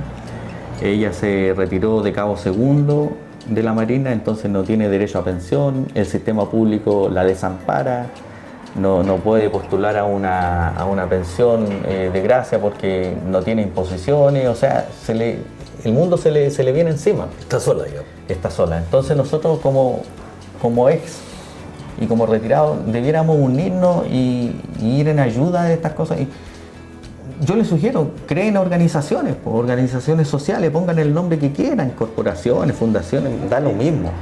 Si quieren no se formalizan, a veces mucho mejor. La formalización requiere tantos temas administrativos, a veces cuando no son familiares y son de muchas personas, ya después empiezan a molestar con las cuotas. Yo conozco todo eso. Entonces a lo mejor incluso hasta informales, pero organícense. El marino tiene una forma de hacer las cosas que siempre destaca, que es buena. Entonces ustedes en sus medios, en sus poblaciones, en sus ciudades, en sus pueblos, pueden hacer la diferencia, pueden marcar la diferencia, porque el marino entra, con poquito adquiere conocimiento y se sube y ya está después marcando la diferencia. Y lo aprende, lo que tiene que aprender. Exacto, entonces Se focaliza. aprovechemos eso y en el tema oncológico, que es lo que más se nos viene fuerte, ojalá que empiecen a liderar organizaciones. Y miren, yo voy a ser bien honesto, nadie va a ayudar más al Chompa que el propio Chompa. Claro. Entonces, yo creo que somos nosotros. Estos días me llamó una persona que estuvo de instructor en la Escuela de Agrometría, Charlie Rivera, que a muchos les tiene que sonar, y me dijo: puta Hugo, sabes que yo de verdad recién me vengo enterando de lo que tú estás viviendo, lamento lo que estás pasando, yo también viví un cáncer. ¿De qué manera apoyamos? En realidad eso es lo que uno quisiera escuchar. Yo no quiero plata para mí, que quede claro.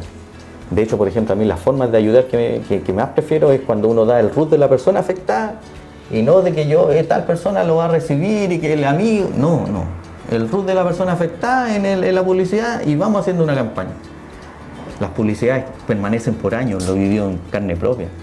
Pasan 3, 4 años y la publicidad al amigo, al conocido, sigue dando vuelta por internet y le siguen llegando aportes, pero esas personas no son capaces de devolverlo. Yo he visto casos, entonces hablo con razón. Entonces nosotros como somos marinos, somos organizados, podemos hacer cosas que marquen la diferencia, que la persona afectada sea la beneficiaria, que ella reciba su platita, que lo que nos cuesta a nosotros cooperar sea finalmente la verdadera afectada la que reciba la ayuda. Y somos capaces, yo sé que somos capaces de hacerlo, ojalá se animaran.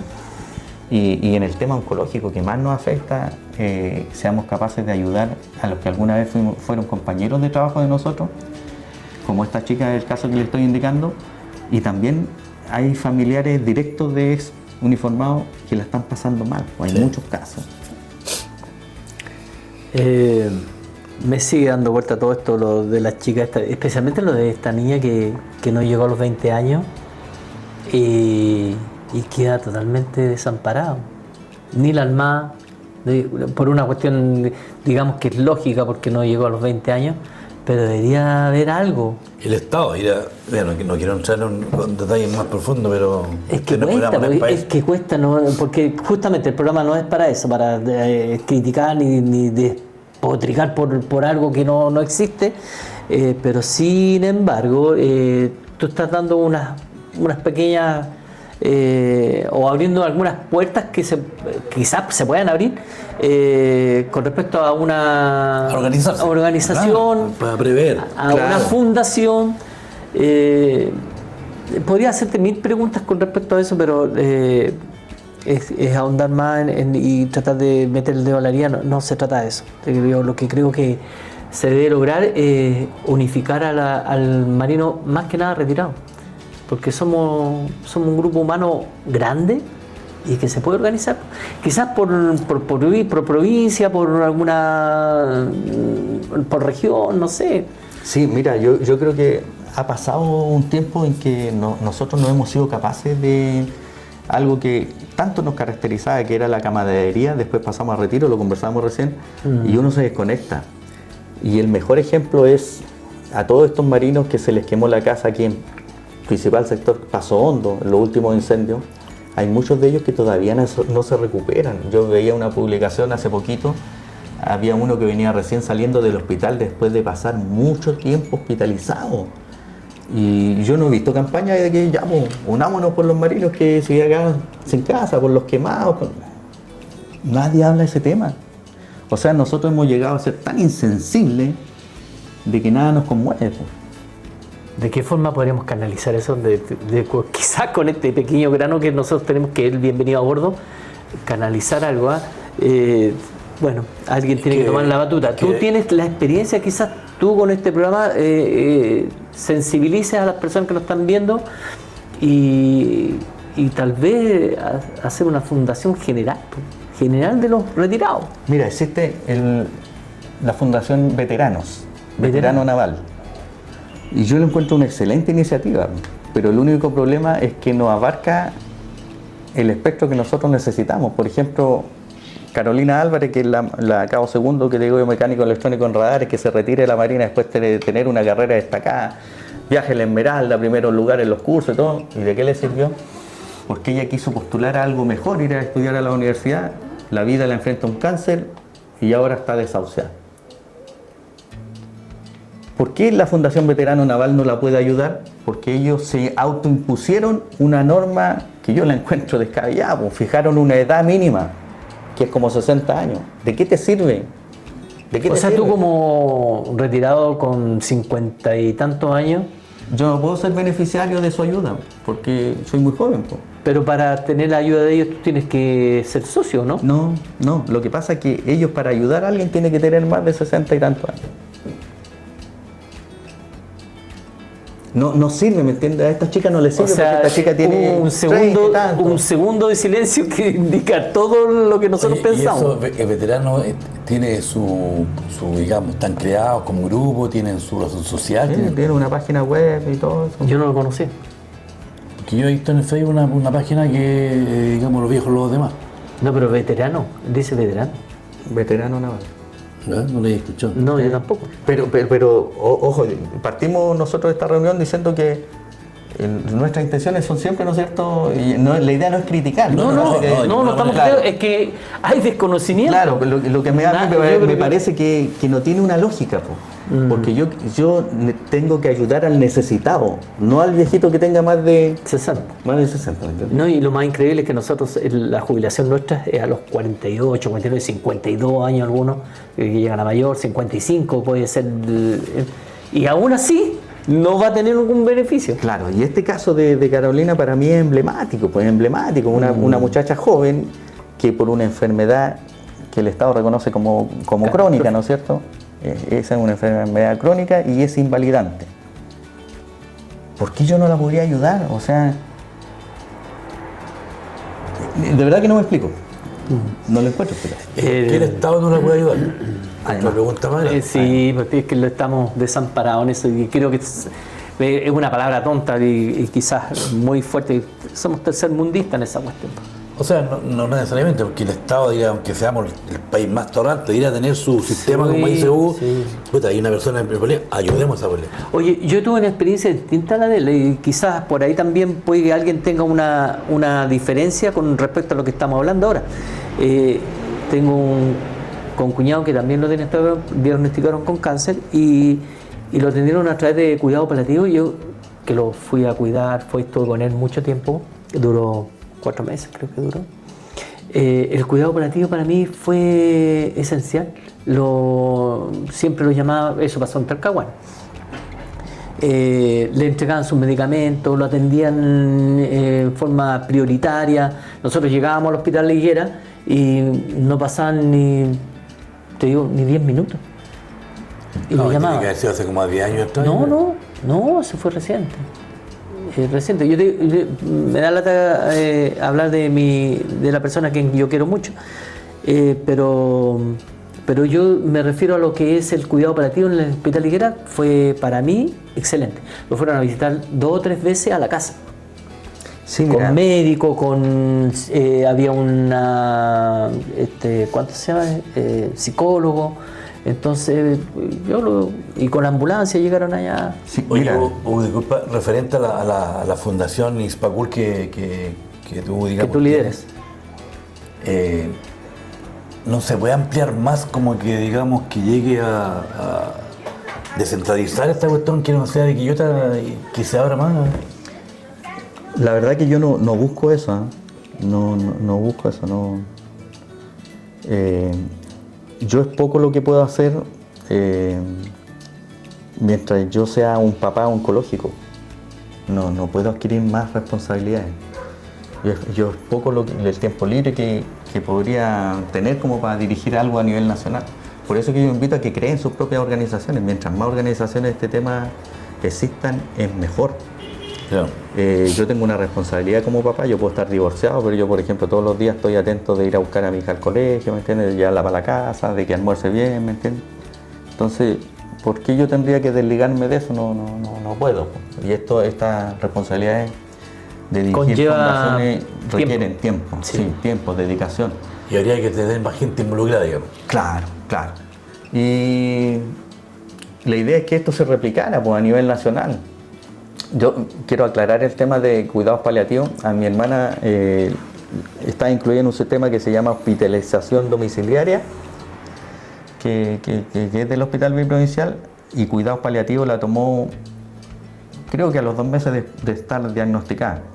O sea, toda su vida ella tuvo asistencia de cuidados paliativos. Lo que pasa es que yo miro un poquito más allá.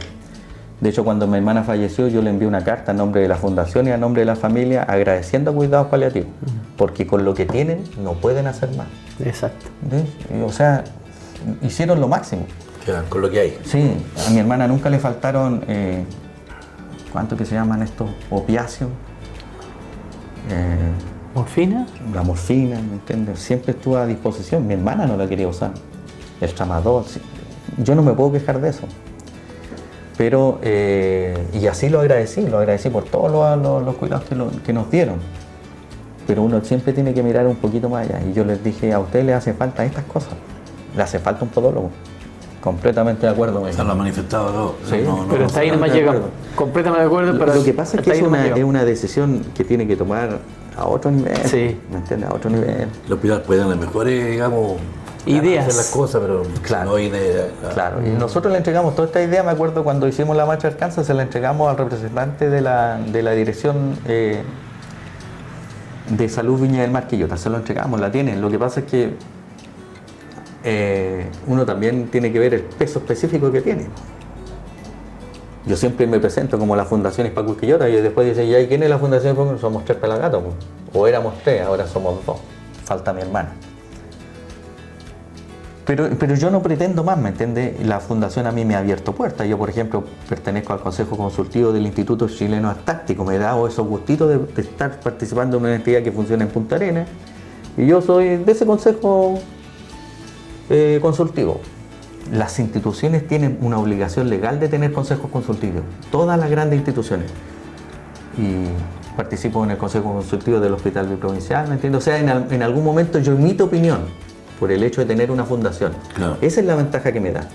Ahora, que se tome en consideración es otra cosa. Es otra cosa, pues, ¿me entiendes? Pero yo por lo menos lo digo y queda escrito en acta. Pero obviamente yo no tengo, no impresiono a nadie cuando dicen, ya, ¿y cuántos son ustedes? Faltan más personas que ¿sabes qué falta? Más personas que lo digan. Claro. Exacto. Más personas que tengan fundaciones, ¿me entiendes? Y a usted le da un peso, sí, pues. Le abre puertas, esa es la diferencia, que cuando usted va como Hugo Quilográn no lo pesca nadie, pero cuando usted dice fundación, otra cosa.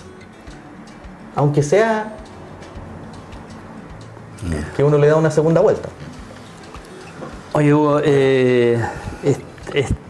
yo quedé perplejo con todo lo que he escuchado, con tu relato y con todas las trabas que existen dentro del sistema. Yo sé que hay más y que tú lo tienes ahí guardado. Pero el punto está en que quizás le dimos un poquito, un pequeño barniz a las personas que nos están viendo que les pueda servir. Sí, que se puedan documentar más, como decía, o aprender de. Claro, y ¿existe la posibilidad de que las personas que nos están viendo se puedan comunicar contigo en caso de alguna duda? Sí, mi Facebook es público, ahí están todos los datos de contacto. ¿Cuál es tu Facebook? Hugo Quilográn Jiménez. Bueno, yo en eso de las redes sociales algo le Y la otra es la Fundación Hispacul Quillota, para que puedan también interiorizarse qué es lo que se hace. Sí, igual nosotros lo vamos a dejar registrado ahí, tus datos, porque quizás alguien pueda hacerte la consulta y sacarlo de un apuro. Te damos las gracias por venir. No, no. Creo que aprendí harto. Me siento muy sensible con lo que tú has dicho, con lo que estás pasando, porque te conozco por años, nosotros nos conocemos hace muchos años, y te queremos dar la posibilidad de que, si quieres decir algo más al respecto, y de saludar a tus seres queridos. ¿Cómo se llama tu hermana todo esto? Carmen Gloria Quilodrán Jiménez. A Carmencita, vamos a hacer un saludo por ella, Sí, por que ti, esté bien. porque siento un respeto enorme por lo que tú nos has contado, así que le mandamos un saludo al cielo, cielo. hermanita. Salud. Salud.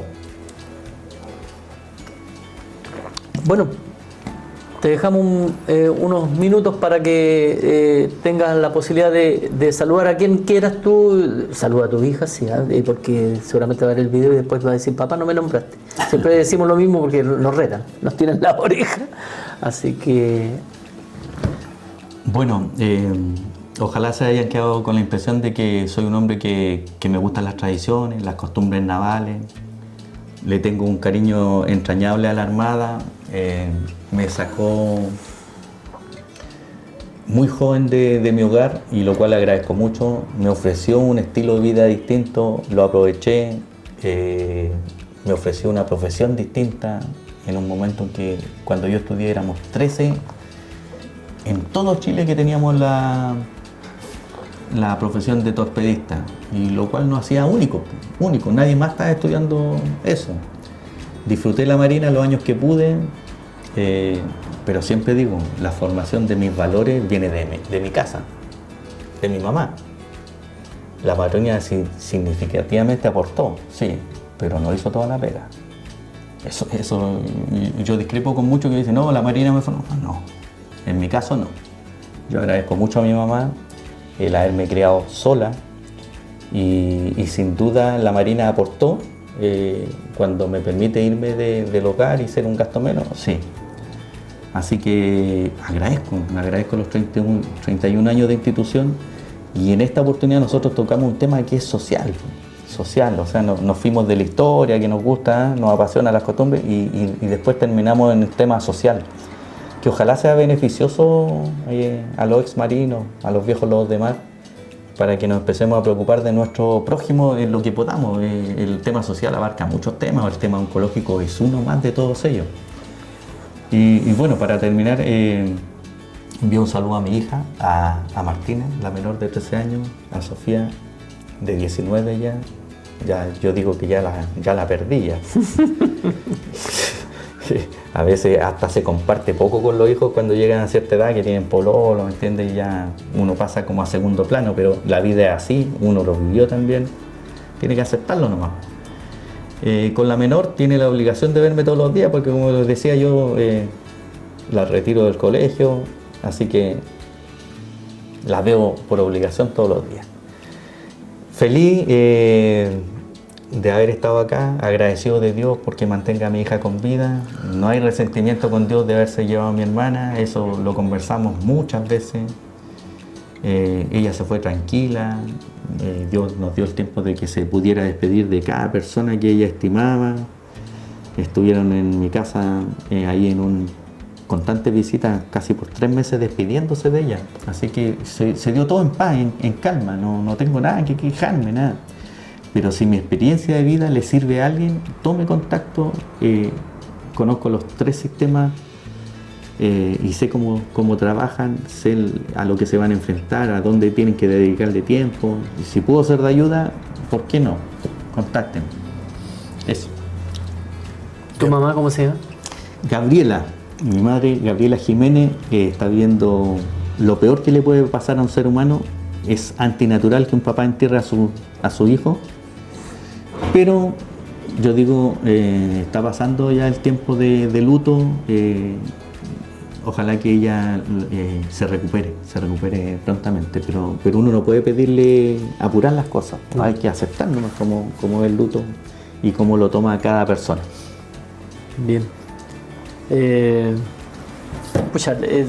Terminamos de una forma muy triste quizás, con todo el dolor que puede tener tu mamá, con todo el dolor que puedes tener tú. Pero siempre digo yo que este programa es como para enseñarle al resto, o para contar historias, o para contar nuestra historia dentro de la Armada. Y tú tienes una historia distinta. Te lo agradecemos que nos hayas contado eso, que es tan fuerte recordarlo, porque sin duda alguna lo tienes que recordar para contarlo y debe doler. Así que eso, no me queda más que decirte gracias. Y sabes que es un ejemplo para todos, ejemplo para nosotros, para la gente que nos está viendo. Y te insto a que sigas con eso, con La fuerza. Sí, con la fuerza, que Dios te dé fuerza, que le dé fuerza a tu mamá. Y la fe también, que es importante. Exacto. Y no debes derrumbarte, debes seguir adelante. Si en algo te podemos apoyar nosotros, en lo que quieras, quizás haciendo otro programa, te lo dejamos abierto para que tú nos llames, ya tienes mi teléfono, nos contactes. Podemos seguir aprendiendo de ti, así que eso, yo solamente agradecerte. Y para las personas que nos ven, también decirles que tienen esa posibilidad, pues, de venir para acá, de decir, contar sus experiencias, y para eso estamos. Muchas gracias.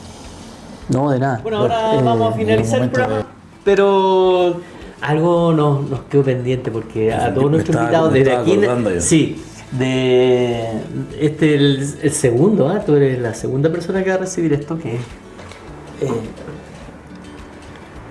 es un presente para que tú lo guardes.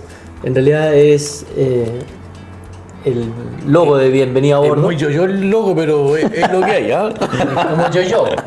Ahí lo vamos Estamos los dos. la otra vez lo traté de mostrar y ahí estamos los dos. Y atrás sale el código QR, donde tú con tu celular sacas una foto y te lleva directamente al programa. A todos los programas. Claro, puedes ver todos los programas. Entonces te da un código QR y ahí aparecemos yo. Amigo, Muchas aquí gracias. presente, un recuerdo para que tengas de este día que estuviste acá en el programa. Y además te vamos a pedir, que lo estamos también implementando, claro, para que escribas algo de lo que viste acá en el programa. Y nosotros nos vamos a retirar. Te vamos a dejar escribiendo. No puedo llevar la copa para allá, que no le moleste. Si la copa la puede llevar, yo también me la voy a llevar para que y vamos a correr un poquito el vaso de él. Ahí.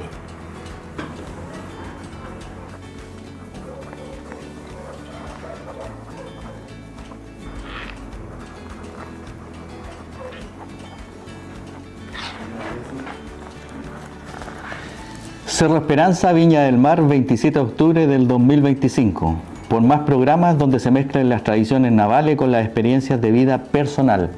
Gracias por la invitación, Hugo Quilodrán Jiménez. Gracias. No, de nada. Bueno, llegó un momento de despeino. Sí, con tristeza. Tú estás con los ojos llorosos. Sí.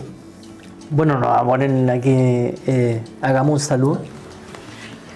Hagamos salud nuevamente por usted, maestro. Muchas gracias. Porque si le tenía buena antes, ahora le tengo admiración. Así Muchas que, gracias. salud. Y hasta un nuevo programa de Bienvenidos a Bordo.